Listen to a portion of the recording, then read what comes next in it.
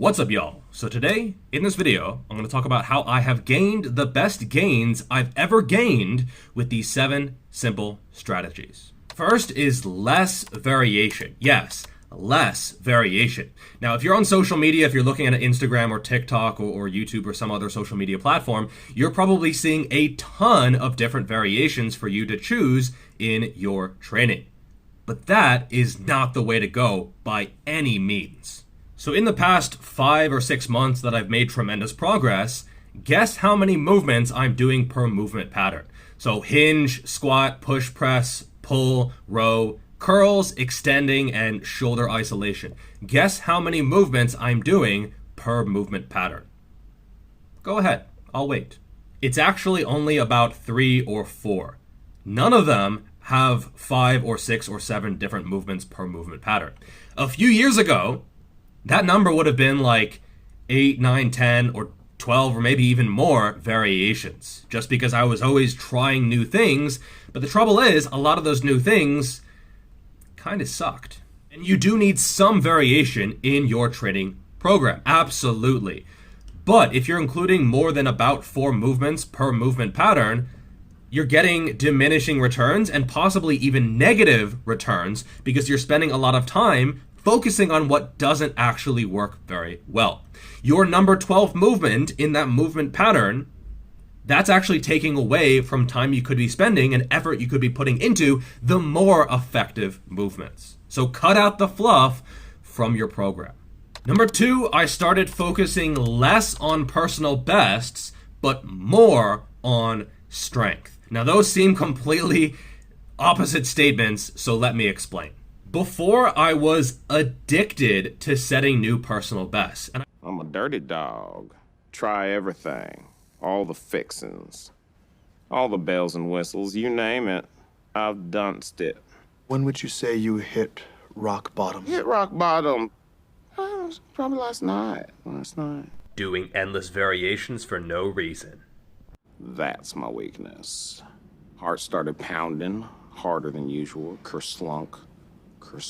And I don't use that word lightly because it was literally an addiction. You get that dopamine release from setting a new personal best or getting more reps or just doing something new or novel in the gym. This is how a lot of these Instagram or TikTok people who put out these variations, they get you to feel good because you're doing something new, something novel, and you feel like you're making progress. Even if you're not, or even if you're going backwards. Hey bro, how much do you trap bar farmer's walk? No. The sideways variation, not the one where you hold the handles that are literally designed to be grabbed. The other one. And so now I focus on strength, actual strength, on a few movements for lower reps, and it's a more focused approach. It doesn't feel as good, but I know when I set a personal best, it's actually progress. And that has showed up in my physique. Number 3, stress. Now, I'm generally not a stressful person at all. I don't really get anxious or have anxiety. But from about late 2017, I know, personal story time, from about late 2017 to around early to mid 2020, I was sort of in a very transitory period in my life. I was also pretty much broke for a lot of that time. And I was working a lot, like 12 hours a day. I would go to work at 9 a.m., had to commute there, so I had to get up at like 7, and then I would get home at like 9 or 10, and there just wasn't a lot of time to work out. For a time, I couldn't even afford a gym membership, so I would just go to the park and do dips and pull-ups after work. So it'd be 9, 10 p.m., I'd be there alone in the dark doing dips and pull-ups because that's all I could do to at least maintain the progress I had made. And they say everyone has 24 hours in a day. There are no excuses to ever slack off when it comes to working out. Those kinds of people haven't actually been in a tough situation in their lives. They've always had it easy. They've always had, the time to make gym and working out a priority.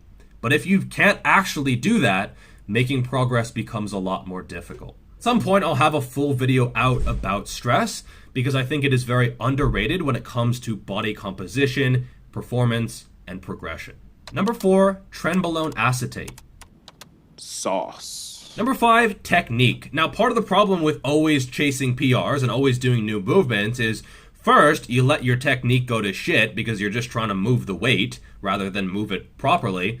2, you never actually learn these movements because you only do them a few times before, ooh, look, a new movement. And I actually made a conscious decision to improve my technique for 2 main reasons. First, I started to get into the fitness industry and I started to give advice to my friends, and eventually I became a coach. And I figured, well, maybe I can get away with doing, some sloppy reps, but not everyone can. And I should set a good example for these other people, especially once they started paying me. Secondly, I started putting out content on Quora and on YouTube, and the internet can be a savage beast. You have a slight hip shift or like slightly something, deviating from textbook standard form, and people get their panties in a twist. So I basically improved my technique just to shut these people up. But I do think it has helped, especially with some muscle groups, like the back where it's more controlled and you're more doing a contracting kind of thing rather than just swinging, as well as my chest where you're not just using front delt and triceps to move the weight, but you're actually contracting the chest and getting that full juicy contraction. Number 6, diet/eating. Now, I've gone on a pretty significant bulk over the past few months. I've gone from 85 kilos or 187 pounds up to around 96 kilos or around 211 pounds, which is a lot of weight to gain. And that has certainly helped my strength. Now, has it been all muscle? No, it has definitely not been all muscle. It has been a significant amount of fat. And before I tried to maintain too lean of a physique for too long, I would spend too much time cutting and not enough time in a surplus. And this definitely retarded my progress. And by retarded, I mean it was retarded. Are we allowed to say retarded? The answer's yes, you just have to be a genius. I've been canceled, I'm sorry. No more videos. If you spent a lot of time when you're fairly lean, low teens, close to 10%, or even under 10%, try spending some time both in a surplus and at a higher body fat percentage. You might find that your progress is much faster. Number 7, effort. Now, I've always put a lot of effort and energy and vim and vigor into my... What is vim? This is going to sound bad, but I see a lot of people pussyfoot their training. They're worried about stimulus to fatigue ratio. They're worried about injury. They're worried about RPE or RIR.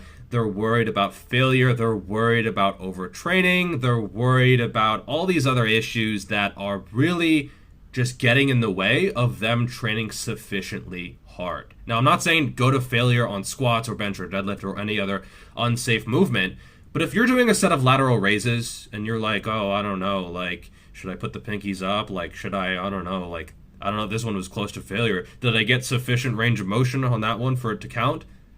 No, okay? For something like a lateral raise or a spider curl or a chest-supported row, just pull until you are a sniveling pile of human meat flesh. Seriously. For these isolation or safe movements, I've gotten better results when I stopped thinking so damn much during the set and I just focused on going hard. How hard? As hard as you can. All right, if you manage to suffer through this video, you will definitely enjoy suffering through my book. It is $15, which is honestly stupidly underpriced, but I would rather have it be underpriced than overpriced, as a lot of fitness ebooks are. All right, like, subscribe, share, diddle that notification button, all that good stuff, and I will see you in the next video. Peace. Number 4, trenbolone acetabulum. Come on. Do the funny. Number 4, trenbolone. Number 4. God damn it.